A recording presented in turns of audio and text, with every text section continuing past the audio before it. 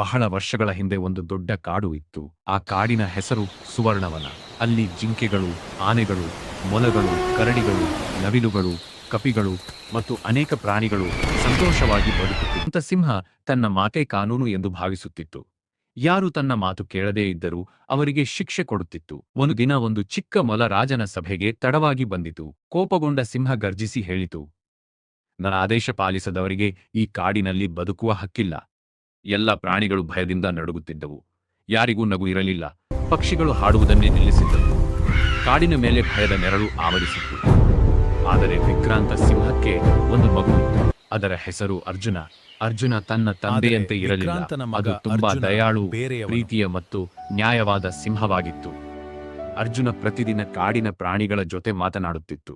ಗಾಯಗೊಂಡ ಜಿಂಕೆಗೆ ಸಹಾಯ ಮಾಡುತ್ತಿತ್ತು. ದಾರಿ ತಪ್ಪಿದ ಮರಿಕಪಿಯನ್ನು ಅದರ ತಾಯಿಯ ಬಳಿ ಕರೆದೊಯ್ಯುತ್ತಿತ್ತು. ಎಲ್ಲರೂ ಅದನ್ನು ಪ್ರೀತಿಸುತ್ತಿದ್ದರು.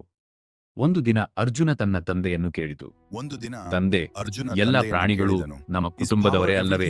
ಯಾಕೆ ಅವರಿಗೆ ಭಯ ಹುಟ್ಟಿಸುತ್ತೀರಿ? ವಿಕ್ರಾಂತ ಗರ್ಜಿಸಿತು, ರಾಜನಿಗೆ ಭಯವೇ ಶಕ್ತಿ. ಅರ್ಜುನ ಶಾಂತವಾಗಿ ಹೇಳಿತು, ಭಯದಿಂದ ಪ್ರಜೆಗಳು ತಲೆಬಾಗಬಹುದು, ಆದರೆ ಪ್ರೀತಿಯಿಂದ ಅವರು ಹೃದಯದಿಂದ ಗೌರವ ಕೊಡುತ್ತಾರೆ. ಆ ಮಾತು ಕೇಳಿ ವಿಕ್ರಾಂತ ಕೋಪಗೊಂಡಿತು. ನೀನು ಇನ್ನೂ ಚಿಕ್ಕವನು, ರಾಜನಾಗುವುದು ಅಷ್ಟು ಸುಲಭವಲ್ಲ ಎಂದು ಗರ್ಜಿಸಿತು. ಕೆಲವು ದಿನಗಳ ನಂತರ ಕಾಡಿಗೆ ದೊಡ್ಡ ಬರ ಬಂತು. ನದಿಗಳು ಒಣಗಿದವು. ಪ್ರಾಣಿಗಳಿಗೆ ನೀರು ಸಿಗಲಿಲ್ಲ. ಎಲ್ಲರೂ ಸಂಕಷ್ಟಕ್ಕೆ ಸಿಲುಕಿದರು. ವಿಕ್ರಾಂತ ತನ್ನ ಗುಹೆಯಲ್ಲೇ ಉಳಿದುಕೊಂಡಿತು. ಆದರೆ ಅರ್ಜುನ ಎಲ್ಲಾ ಪ್ರಾಣಿಗಳನ್ನು ಸೇರಿಸಿತು. ನಾವು ಎಲ್ಲರೂ ಒಟ್ಟಾಗಿ ಕೆಲಸ ಮಾಡಿದರೆ ಕಾಡನ್ನು ಉಳಿಸಬಹುದು ಎಂದು ಹೇಳಿತು. ಆನೆಗಳು ದೊಡ್ಡ ಗುಂಡಿಗಳನ್ನು ತೋಡಿದವು. ಕಪಿಗಳು ಹಣ್ಣುಗಳನ್ನು ಸಂಗ್ರಹಿಸಿದವು. ಪಕ್ಷಿಗಳು ದೂರದ ನದಿಯ ಸ್ಥಳವನ್ನು ಹುಡುಕಿದವು. ಜಿಂಕೆಗಳು ಚಿಕ್ಕ ಪ್ರಾಣಿಗಳಿಗೆ ನೀರು ತಂದುಕೊಟ್ಟವು.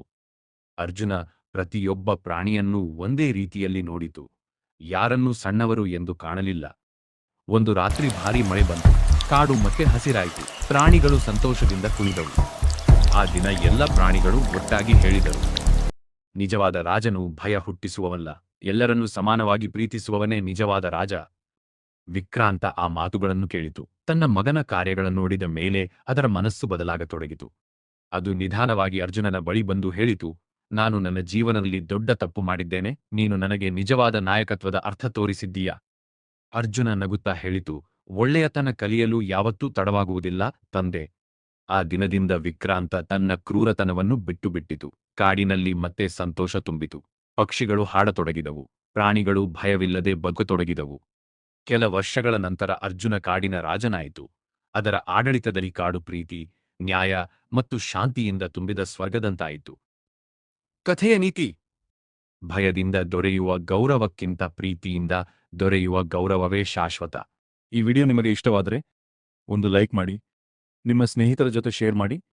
ಇನ್ನಷ್ಟು ಅದ್ಭುತ ಕಥೆಗಳು ಮತ್ತು ಸಿನಿಮ್ಯಾಟಿಕ್ ವಿಡಿಯೋಗಳಿಗಾಗಿ ನಮ್ಮ ಚಾನೆಲ್ ಅನ್ನು ಸಬ್ಸ್ಕ್ರೈಬ್ ಮಾಡಿ. ನಿಮ್ಮ ಬೆಂಬಲವೇ ನಮ್ಮ ಶಕ್ತಿ.